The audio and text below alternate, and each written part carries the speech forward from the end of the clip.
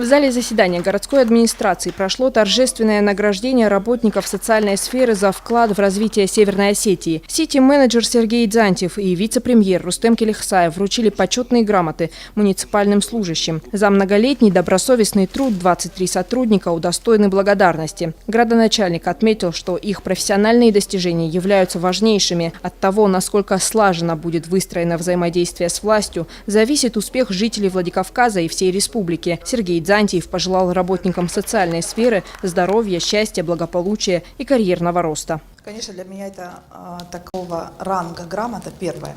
То есть были грамоты по администрации города, по муниципальному образованию, но от главы республики, соответственно, это первая грамота.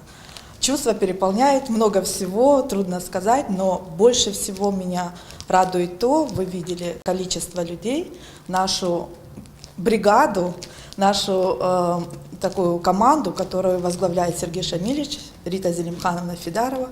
И, соответственно, именно эти люди помогают делать все, что происходит в городе, лучше, краше,